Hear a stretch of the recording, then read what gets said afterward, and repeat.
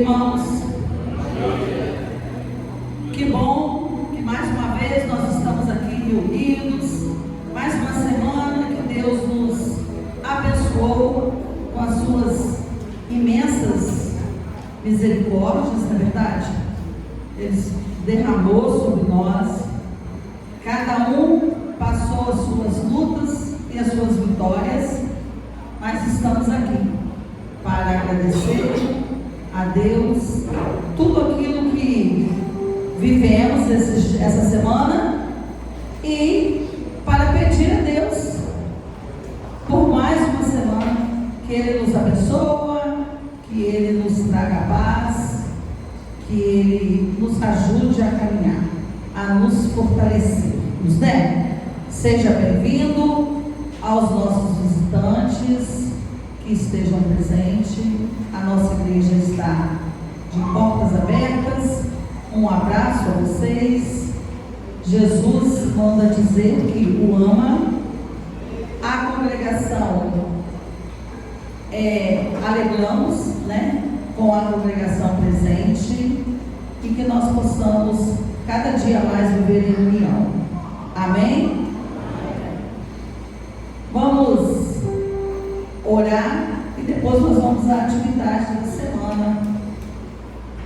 Eu vou pedir à irmã Eusedi que esteja orando neste momento.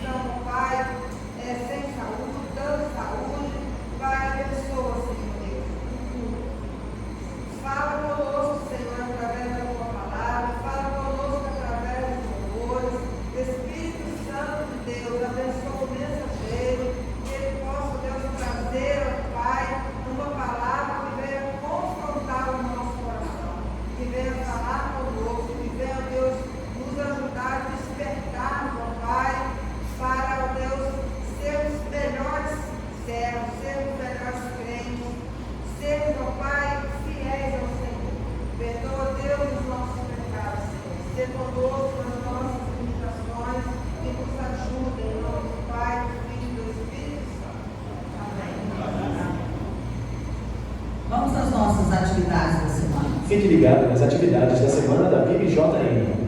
Hoje, às 18 horas, reunião das mensageiras do Rei. Meninas de 9 a 16 anos, participem. Esse momento é para vocês. Aproveitem. E após o culto da noite, reunião do Conselho de Líderes. Segunda, às 19 horas, estudo da MCM na casa da irmã Serrati. E também às 19 horas, visita da SHB ao senhor Wilson Recrubeiro. Local em Bairro Paraná. Próximo à casa do irmão Jefferson. Terça, às 19 horas, estudo do Grupo Florescer. Assunto é a disciplina espiritual da oração. Local, na igreja. Quarta, às 19 horas, culto de oração e assembleia administrativa. Quinta, às 19 horas, ensaio do coral infantil. Sexta, às 19 horas, culto evangelístico, na casa do senhor Kécio Castellone. Endereço, Rua Nestor Ramos 748. Sábado às 9 horas, reunião dos embaixadores do Rio. E às 16 horas, PIBJM em campo. Venha se divertir. Esse tempo é separado para você e sua família. No próximo domingo pela manhã, dia 22 de setembro, abertura da campanha de missões nacionais, com a presença do missionário da Cristolândia Sebastião Salles.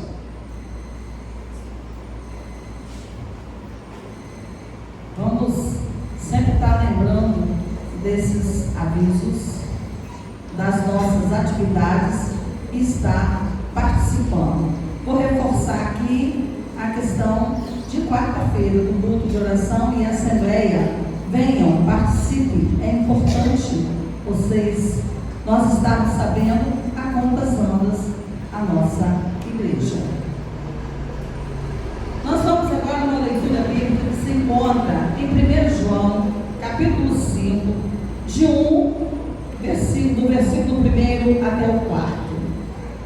Vamos ficar de pé e vamos todos juntos falar em tom alto.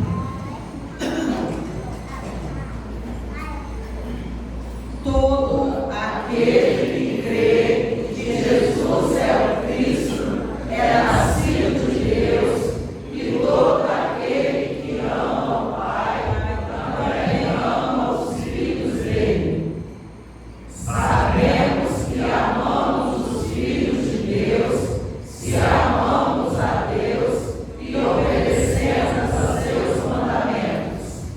Amar a Deus significa obedecer a seus mandamentos, e seus mandamentos não são difíceis, pois todo aquele que é nascido de Deus vence este mundo, e obtemos essa vitória pela fé. Amém? Vamos. Agora é o momento que nós vamos ofertar a nossa vida, os nossos dízimos, as nossas ofertas, com o hino 471.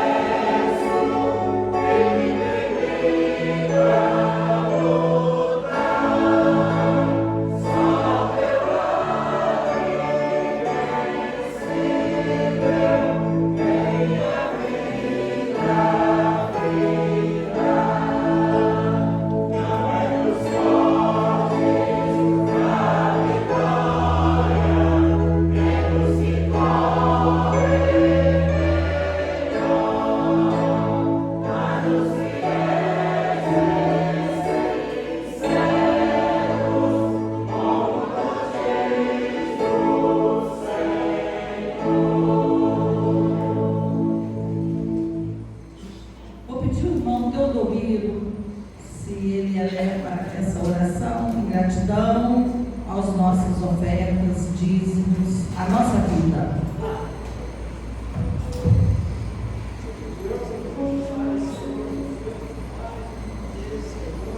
Estamos aqui na casa do Senhor.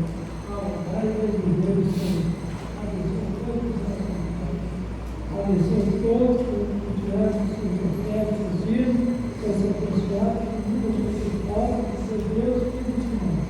Deus te cuidar seus filhos. Então, entregou seu filho na mão de Deus. Você não pode pouco para Deus, Deus é tudo comigo. E se orar, não sabe.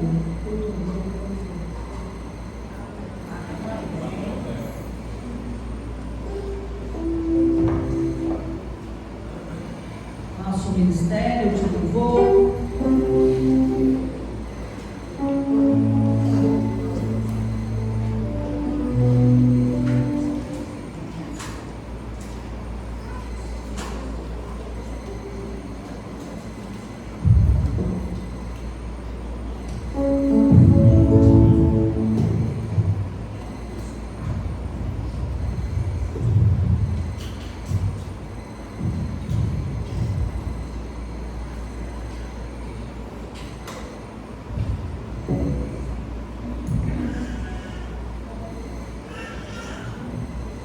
Bom dia, irmãos.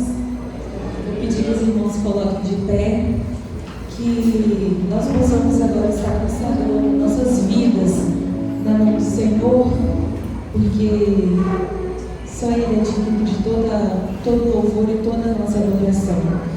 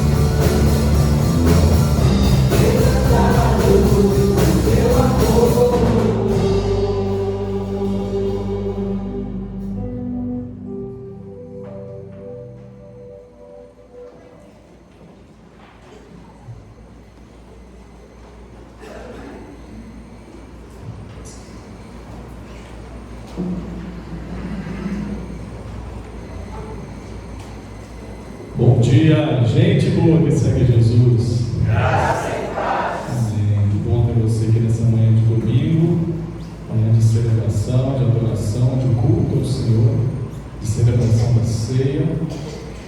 Eu convido você a já abrir a sua Bíblia, Evangelho de Marcos, capítulo 11, verso de número 20. Pode ficar sentado mesmo, assentado onde você está, com toda reverência à palavra do Senhor. Você acabou de assentar, né? Eu não vou fazer você ficar de pé de novo para você já ficar bravo comigo. Então pode ficar sentado mesmo, assentado onde você está. Volte sua atenção agora para o texto bíblico. Se você quiser acompanhar a minha leitura através da versão que estará sendo projetada, pode acompanhar, será a mesma, ou acompanhe na sua versão que você tem em mãos, ou na sua Bíblia física, ou na sua Bíblia virtual.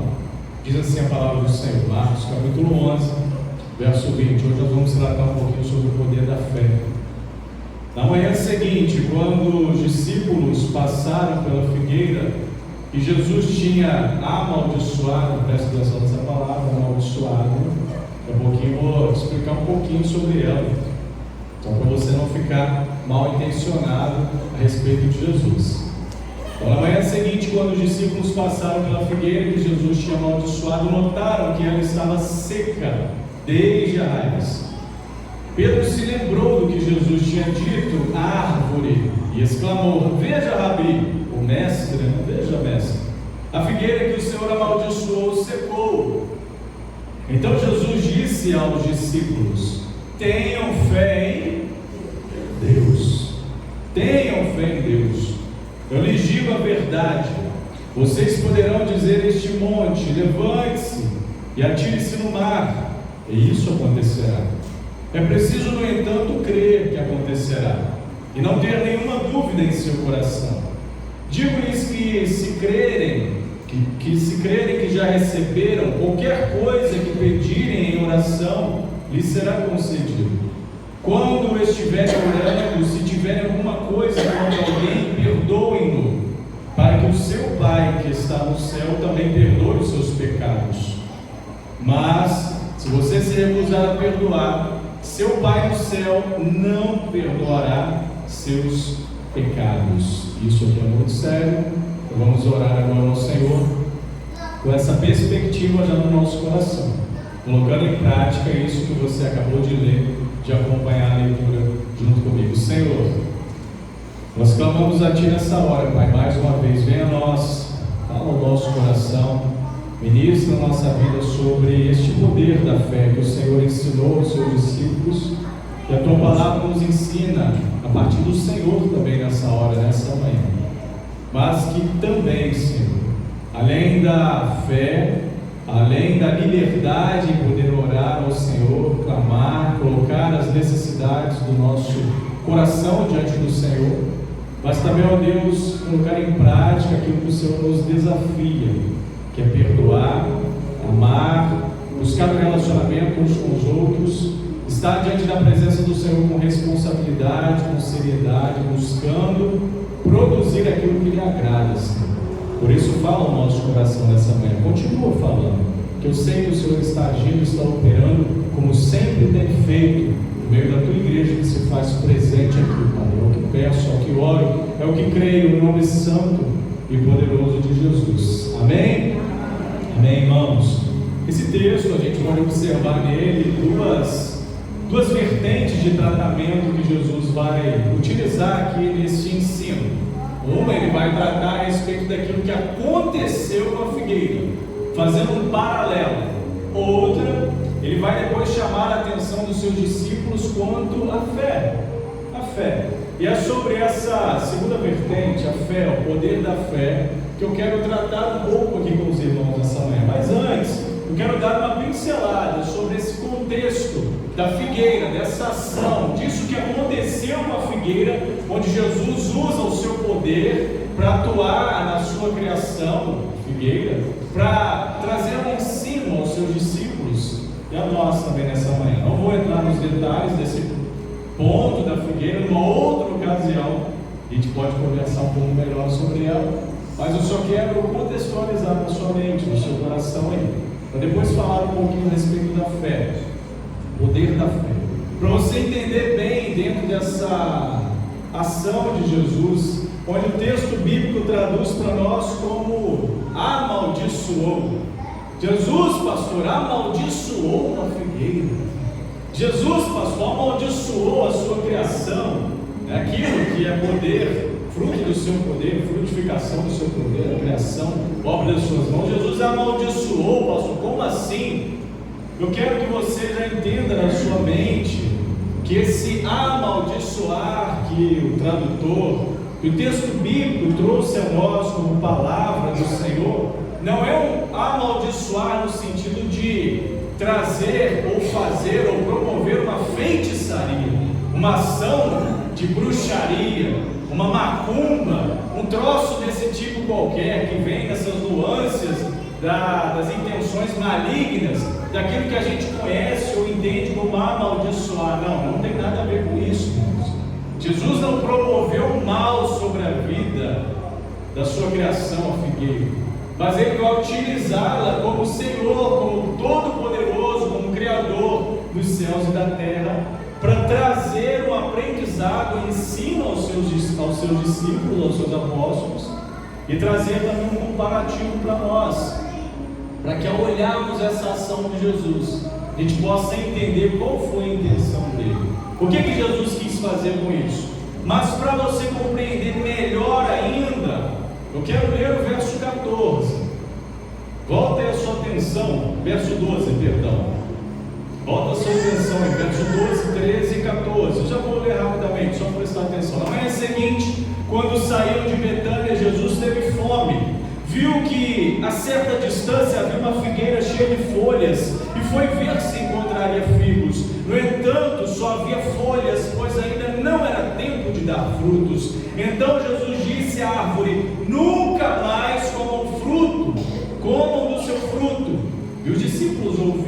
ele disse. Então Jesus está dentro de um contexto, juntamente com seus discípulos ali, os apóstolos, onde ele primeiramente vai entrar em Jerusalém. Marcos capítulo 11, os primeiros versos vão tratar desse momento. Jesus está entrando em Jerusalém, já caminhando dentro da visão do evangelista Marcos para a sua crucificação, para o momento crucial da sua vida a este mundo. Então Jesus no capítulo 11 vai entrar, está relatado a sua entrada em Jerusalém, e ali após ele entrar montado num alazão, né, um cavalo bonito, imponente, branquinho, foi assim que Jesus entrou em Jerusalém, sim ou não?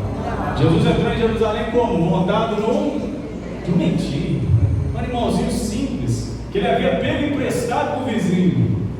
Então Jesus vai viver essa experiência juntamente com os seus discípulos, e dentro do capítulo 11 vai haver pelo menos 3 transições de Jesus entre ir a Jerusalém e sair de Jerusalém, voltar a Jerusalém e sair de Jerusalém, e voltar novamente a Jerusalém. E dentro dessas indas e vindas entre Jerusalém e Betânia, uma proximidade ali de Jerusalém, provavelmente Jesus aqui em Betânia estava hospedado na casa dos seus 3 amigos, 3 irmãos, Lázaro, Marta e Maria.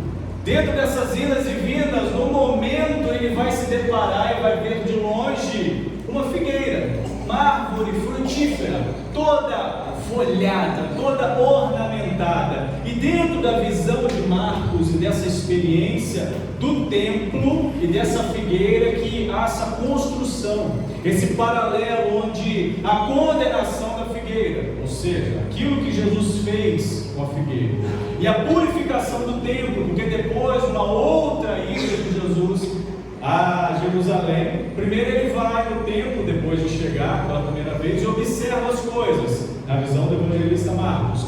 Na segunda ida ele já vai ir para descer o cipó e organizar a situação que estava acontecendo dentro do templo, um local de adoração a Deus que havia sido transformado, segundo a visão do evangelista, o testemunho escrito do evangelista João, um covil de salteadores, ou seja, um âmbito ambiente de ladrões. Estavam fazendo do templo um local para comércio. Então é dentro dessas duas experiências, a condenação da figueira e a purificação do templo, que o evangelista Marcos usa essa ação de Jesus como atos simbólicos para ilustrar a triste condição espiritual da nação de Israel. A nação de Israel estava corrupta e a nação de Israel estava ornamentada exteriormente, mas vazia de frutos, vazia da ação, daquilo que ela deveria fazer e produzir e desenvolver. Então Israel se manifestava sem frutos internamente e também estava corrupta, e é dentro desse contexto que essa ação, esses 2 momentos vão acontecer no capítulo 11, a purificação do templo, simbolizando isso. A nação de Israel está corrupta, se corrompeu, se desviou daquilo que ela deveria fazer, e essa ação contra a figueira, mostrando que também a nação de Israel estava muito pomposa, mas vazia de Deus. Estava mostrando muitas características suntuosas, pessoas, israelitas, religiosos, se mostrando superiores, além da maioria, se colocando em posições de destaque no meio da sociedade, mas seus corações estavam vazios, sem fruto, sem diferença nenhuma transformadora diante de Deus. O capítulo 11 é um capítulo sério, um capítulo desafiador. Então Jesus chama a atenção para essas duas propagandas enganosas. E a gente olha para essa experiência e fala: duríssima, né, pastor? Complicado, né? Duas experiências fortes, mas e você? E eu? Como nós estamos diante de duas ações como essas? Porque às vezes a gente olha para o texto bíblico, irmãos, e olha com uma certa distância. A gente vai, ao refletir sobre ele, entender o contexto, refletir naquilo que o texto está falando, mas na hora de olhar para o nosso coração e trazer a aplicação para a nossa vida, a gente pensa assim: ah não, isso não é para mim. Isso é para aquele outro lado, é para aquele irmão, é para aquela irmã, é para aquele povo, é para aquela região, é para o meu parente que deveria estar aqui. Não, é o que eu sempre digo, irmãos. A palavra do você está diante dela, quer seja ouvindo-a ou quer seja lendo-a, é para você. É Deus falando ao seu coração, é Deus falando à sua vida.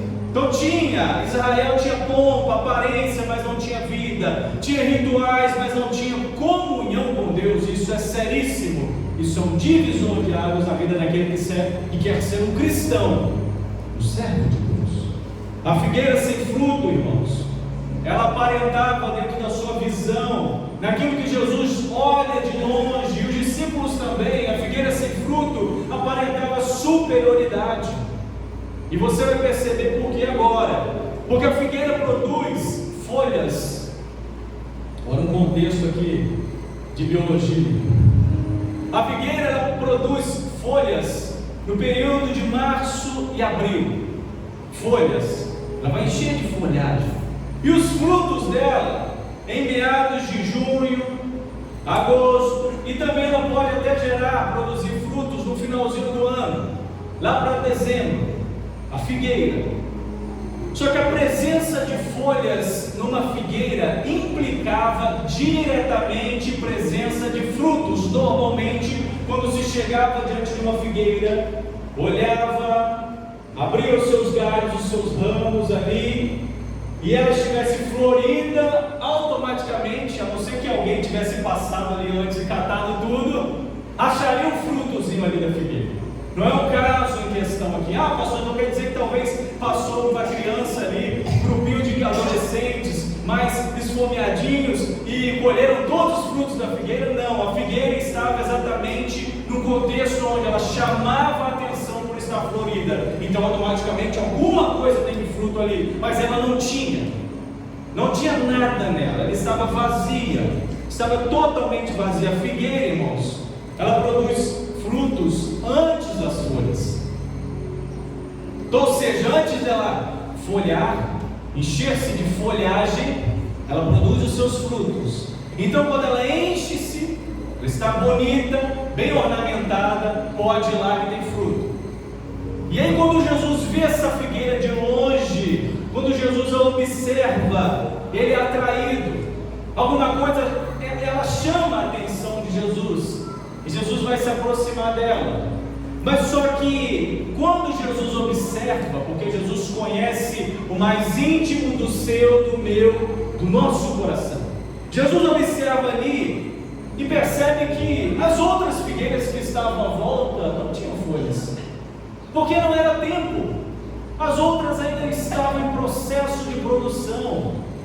Mas a vizinha, a amiga, a companheira de jornada estava toda bonitona, toda pomposa. E aí Jesus vai se aproximar dessa figueira. E essa figueira ela tinha folhas, mas não tinha frutos. E Jesus foi verificar por quê. E os seus discípulos ali acompanhando também, curiosos, talvez em primeira mão, os discípulos deviam pensar: agora nós vamos comer o figo. Mas quando chegaram lá não tinham nada. Porém, irmãos, nós muitas vezes somos enganados por aquilo que nos mostra. Mas ninguém engana Jesus. Ninguém engana Jesus. Nem mesmo a figueira enganou Jesus.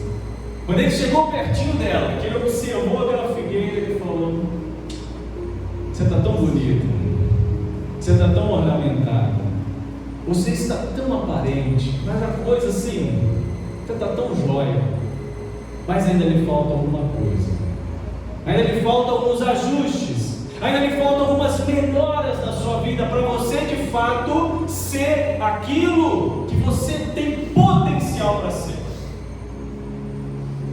Só que essa figueira foi um exemplo aqui que Jesus vai ilustrar para nos ensinar que Ele conhece o nosso coração. Ele não se deixa enganar pelas nossas atitudes. E Jesus vai ensinar aqui uma lição primorosa, extraordinária para os seus discípulos.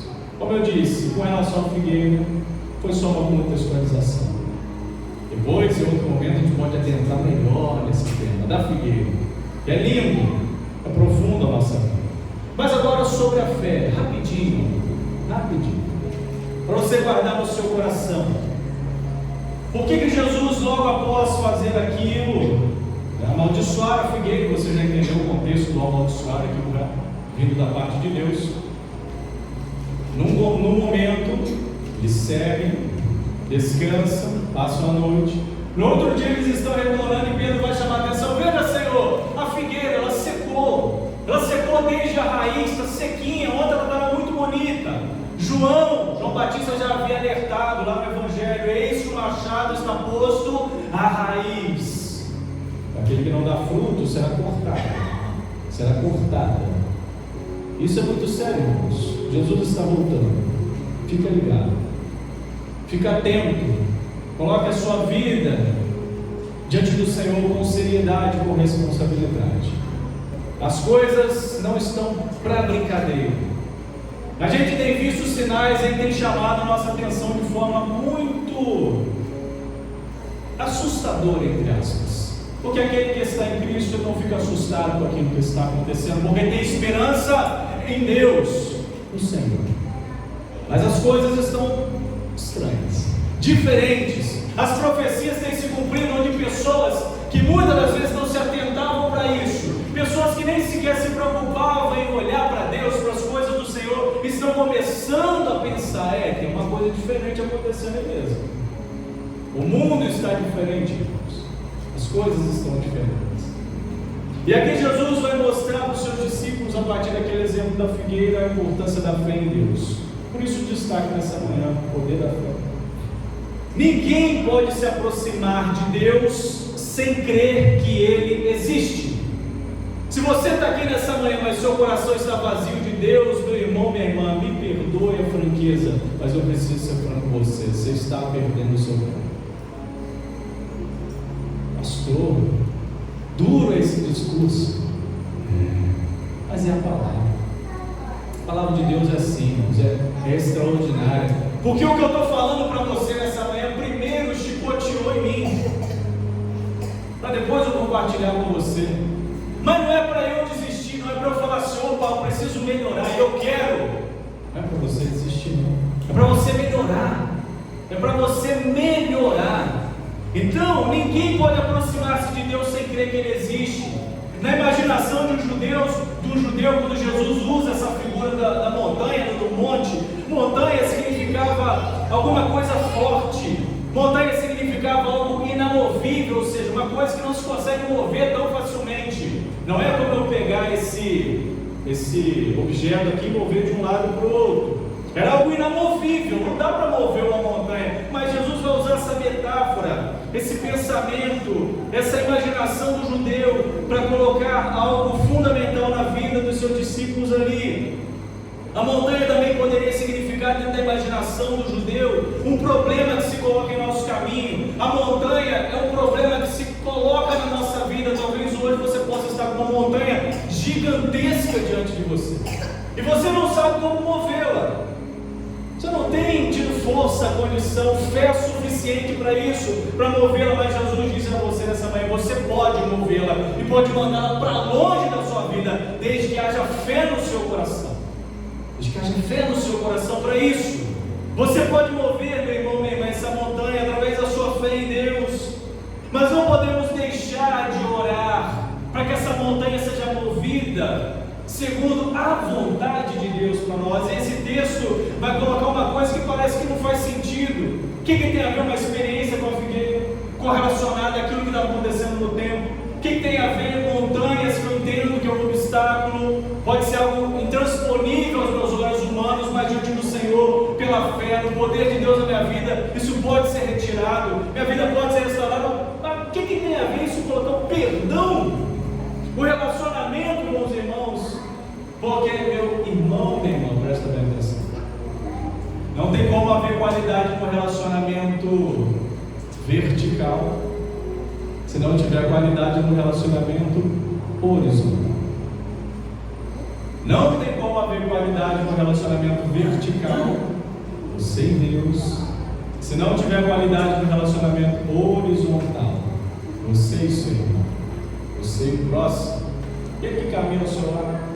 Muitas das vezes nós cristãos, nós vivemos uma vida ali de piedade, buscando ao Senhor, buscando se enchermos da presença do Senhor, nos enchermos do Espírito Santo de Deus, mas nosso coração muitas vezes está entupido de sentimentos negativos para com as pessoas à nossa volta. Meu irmão, minha irmã, muito me entristeceu o coração nesse período.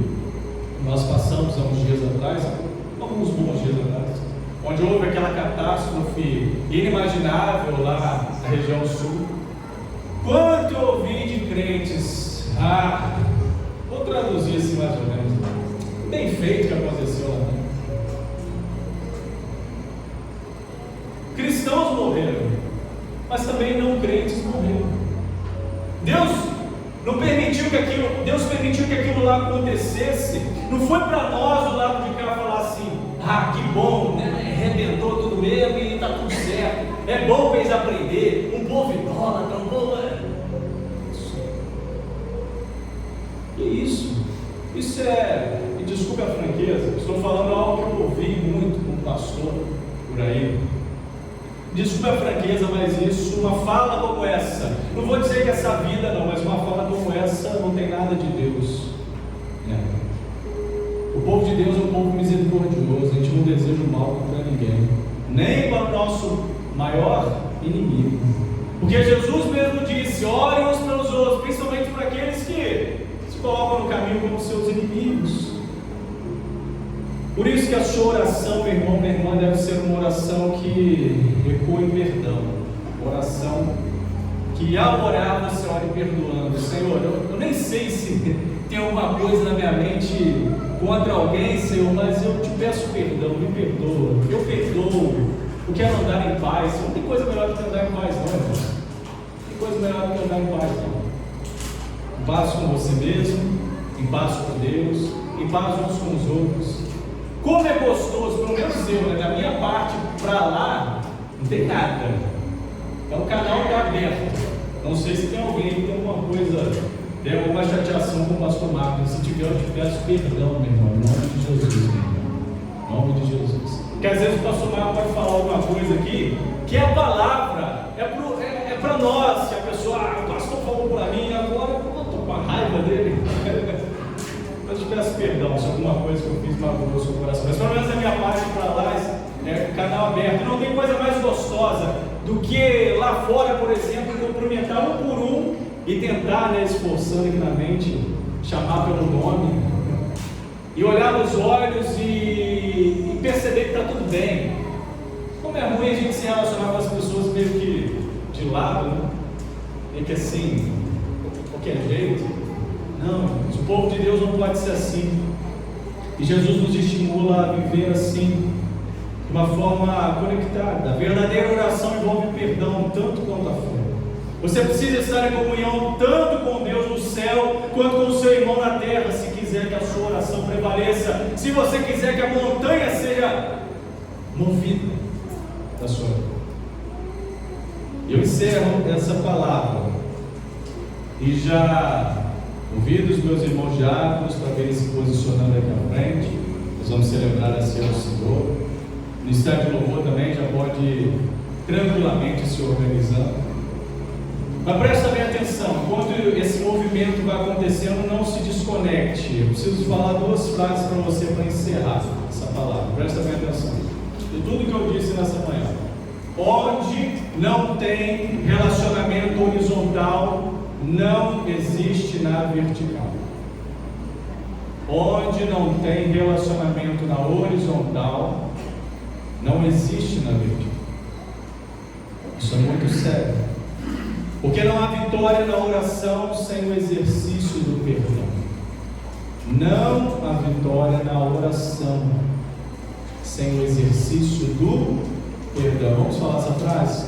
Não há vitória na oração sem o exercício do perdão. De novo. Não há vitória na oração sem o exercício do perdão. Então, perdão é o que? É um exercício. Nos exercitemos nessa prática, em nome de Jesus. Amém? Amém.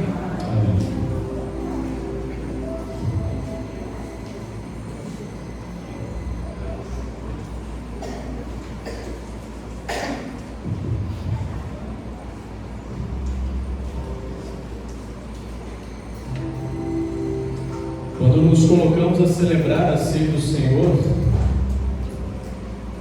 nós vemos claramente e nitidamente diante dos nossos olhos, pela fé, aquilo que ela significa a nós, o perdão de Deus para todos.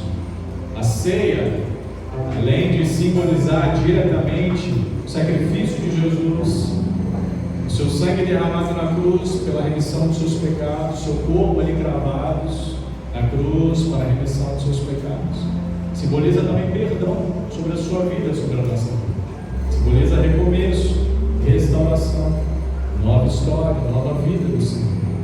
Por isso, eu quero também orar com você mais uma vez, nessa manhã, para que você possa, à medida daquilo que Deus falou no seu coração, Deus tem falado a sua vida, você possa participar da ceia do Senhor. Você que é membro dessa igreja, você que está em comunhão com Deus e com a sua igreja, ou relacionamento horizontal e vertical, ou você que está conosco nessa manhã e é membro de alguma outra igreja, evangélica, batizado em nome do Pai, do Filho e do Espírito Santo, você também está sendo convidado a participar conosco. Mas é muito importante quando olhamos para a palavra e percebemos aquilo que o apóstolo Paulo escreveu, deixou como testemunho, que está na sua primeira carta aos Coríntios, capítulo 11, verso de número 27, que diz assim: quem come do pão ou bebe do cálice do Senhor indignamente é culpado de pecar contra o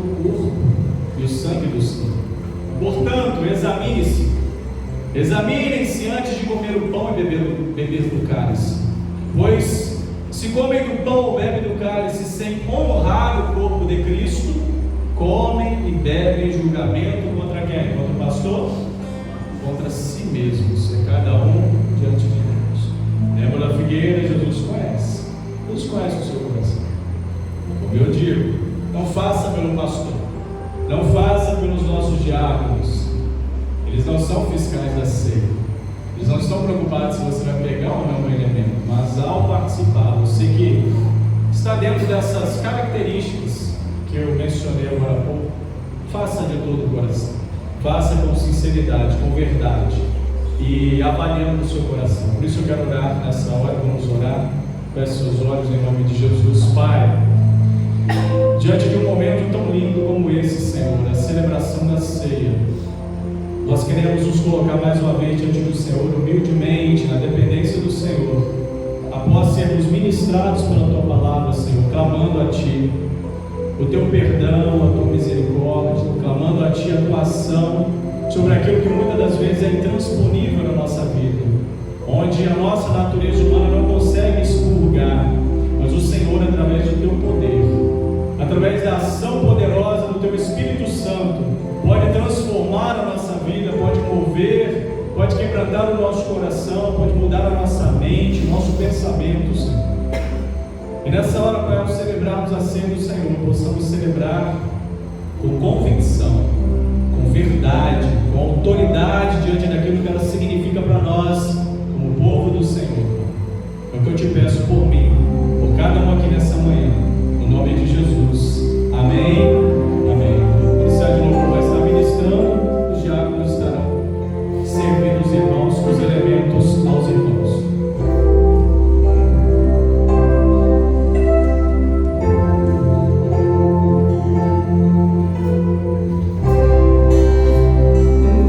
Glória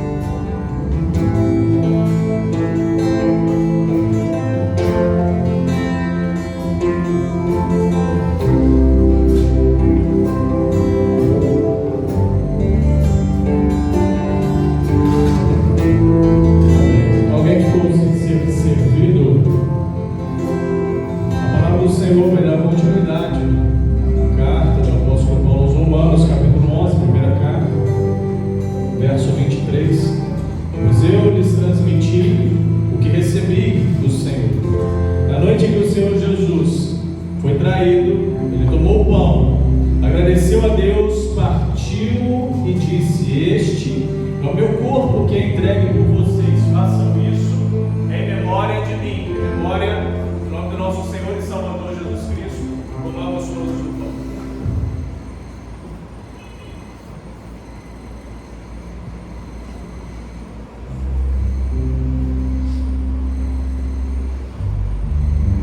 O texto da sequência, o verso 25, da mesma forma, depois da ceia de cear, tomou o cálice e disse: Este cálice é a nova aliança confirmada com o meu sangue. Façam isto em memória de mim, sempre que o beberem. Em memória do nosso Senhor e Salvador Jesus Cristo, bebamos todos.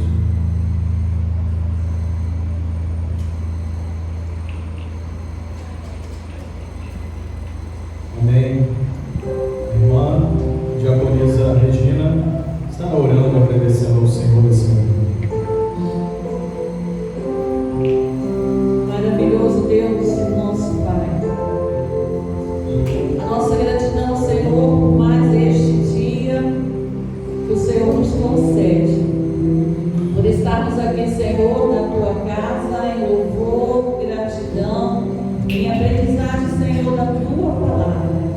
E agora, Senhor, quando estamos lembrando que um dia o Senhor Deus mandou Jesus para nos salvar ali na cruz, e hoje, Senhor, nós ceamos, lembrando, Senhor, das Tuas misericórdias, que Ele morreu, mas vive e reina para sempre. Amém. E que todos nós, ó Deus, possamos reconhecer através da fé, cada dia mais, o Teu poder, que age, Senhor, na vida daquele que Te aceita como único e suficiente Salvador.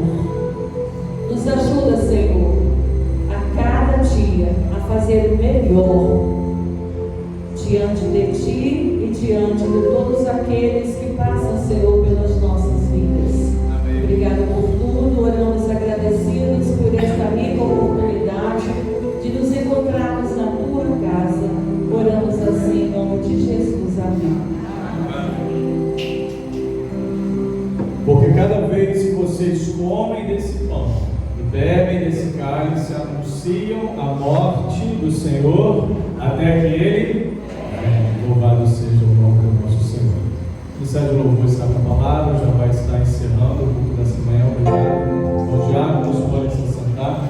E lembrando a você, o cálice é descartável, você pode ou levá-lo na sua casa como lembrança ou descartá-lo no local devido.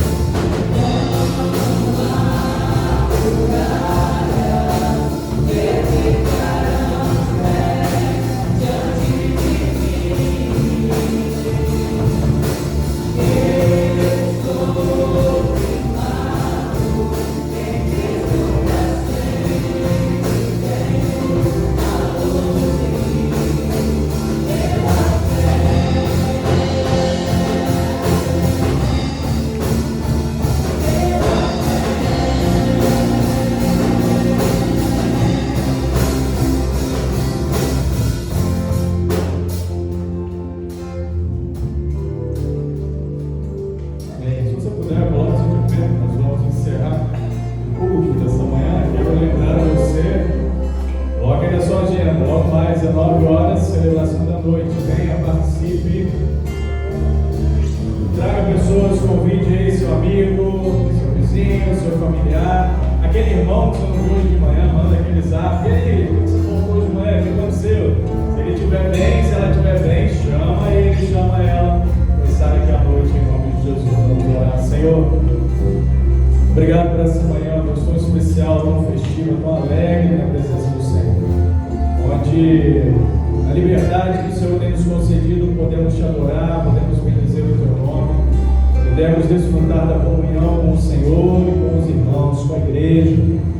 Um momento gostoso, tão edificante, tão prazeroso, que agrega tanto a nossa vida este, Pai, poder cultuar ao Senhor em comunidade, com os irmãos, experimentar a comunhão, Senhor, onde no Senhor toda a imperfeição cai por terra.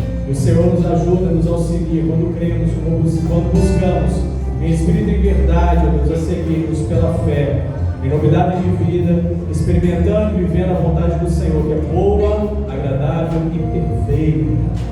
Pai querido, dá-nos um bom domingo, guarda-nos, proteja-nos, livra-nos do mal, Senhor, e que à noite possamos estar aqui, ó, juntos novamente, para continuar celebrando ao Senhor, glorificando o teu nome, que é digno de toda a honra